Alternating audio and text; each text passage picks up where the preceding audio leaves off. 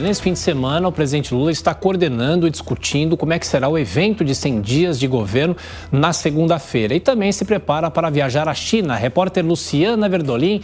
Luciana, bem-vinda mais uma vez ao Jornal da Manhã. O que o presidente Lula deve anunciar na segunda-feira? O que já se sabe, Luciana?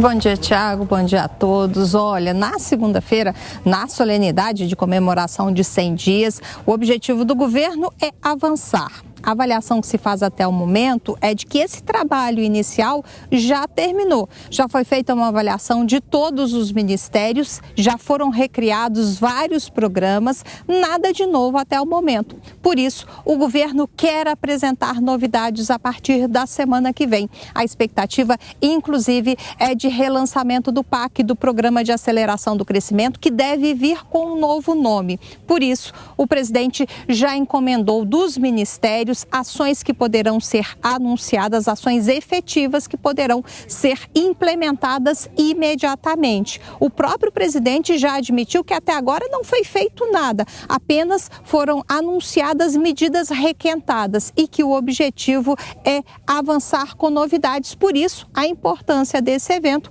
por isso, praticamente todos os ministros ficaram incumbidos de trabalhar agora no fim de semana.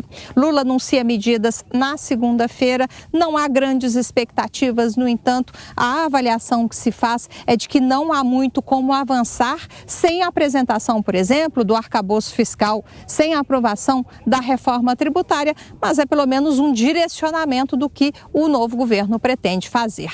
O presidente também está embarcando para a China. A avaliação é de que essa vai ser uma das viagens mais importantes do primeiro ano de governo, até por conta aí da relevância da parceria comercial do Brasil com a China. Essa viagem foi cancelada inicialmente, aconteceria no mês passado, foi adiada por conta daquela pneumonia, que o presidente Lula teve. Agora ele segue para a China com ainda mais parlamentares. A lista oficial tem cerca de 39 nomes, deputados e senadores. Presidente do Senado, Rodrigo Pacheco, acompanha o presidente Lula. O presidente da Câmara, Arthur Lira, não. Na primeira viagem, na viagem que seria realizada em março, Lira também não acompanharia Lula. Dessa vez, a justificativa é de que ele passou por um procedimento de saúde, não vai poder viajar. Essa viagem à China vão ser 3 dias na China. Lula vai estar em Xangai também para participar da posse da ex-presidente Dilma Rousseff no Banco dos BRICS, dos gigantes em desenvolvimento, Brasil, Rússia, Índia, China e África do Sul, e depois passa pelo menos 2 dias em Abu Dhabi.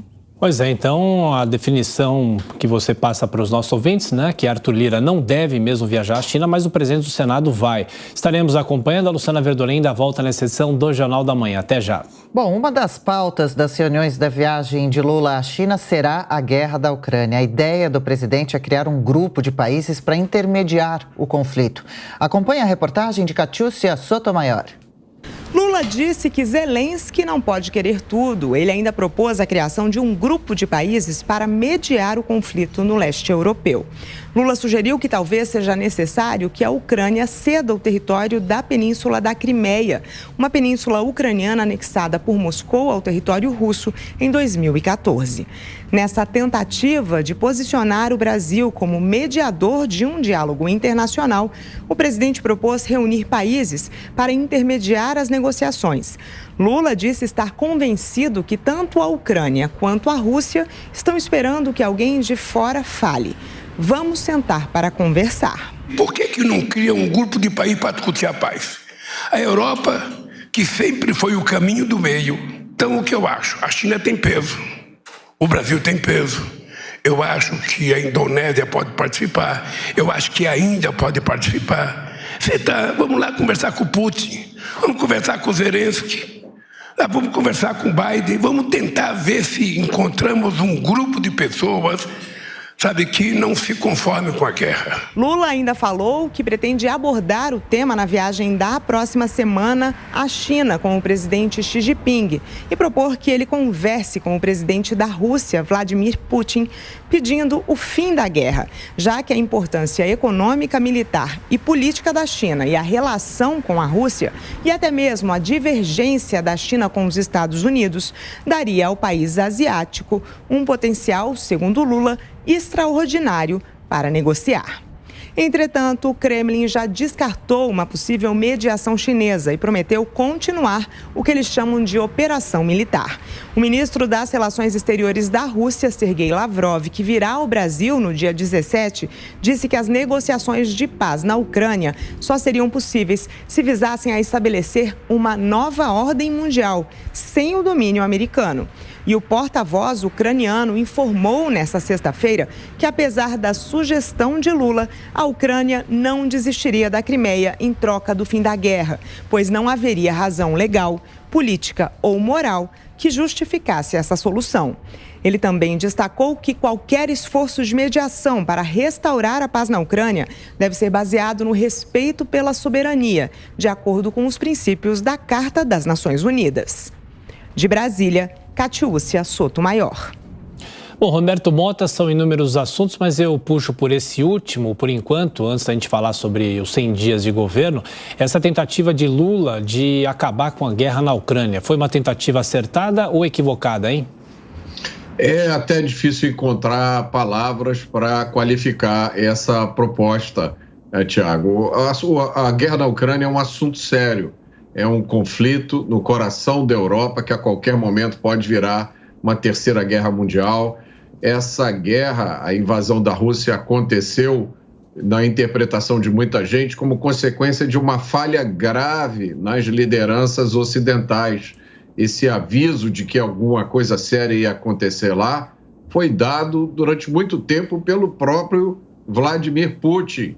Em 2014, a Ucrânia fez os acordos de Minsk com as regiões separatistas.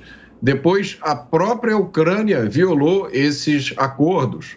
E muito tempo se passou com Vladimir Putin tomando atitudes agressivas. Enquanto isso, o Ocidente, a Europa, os Estados Unidos, estavam ocupados demais discutindo a linguagem neutra de gênero e qual era o pronome correto que se deveria usar. Nesse meio tempo, a Rússia e a China, que são dois países com regimes autoritários, estão se armando, se preparando e fazendo grandes investimentos nos países ocidentais. O objetivo é a hegemonia mundial. A guerra da Ucrânia também serve como palco para desovar um estoque de armamentos acumulados durante muito tempo. Muita gente ganhando dinheiro. É uma situação muito complicada. Para lidar com ela é preciso preparo, estudo, o mínimo de maturidade. Não é uma questão que se resolve com uma conversa numa mesa de bar. Agora, falando, Mota, sobre a guerra na Ucrânia e também a viagem de Lula à China na semana que vem, o presidente Xi Jinping seria um aliado russo. O presidente Lula deveria voltar a insistir no assunto com o presidente chinês ou evitar falar sobre isso? Se for falar sobre o assunto, de qual forma? O Xi Jinping é o segundo homem mais poderoso da história da China. Ele cada vez consolida mais o seu poder. As Forças Armadas da China estão se preparando para contestar a hegemonia mundial, retirar essa hegemonia das mãos dos Estados Unidos. Eu acho muito pouco provável que esse assunto entre no cardápio. Eu não vejo o Brasil como tendo qualquer chance de influenciar essa questão. Eu acho que o foco de qualquer conversa na China deveria ser de ampliação das nossas relações comerciais. A China é um grande comprador de produtos do Brasil.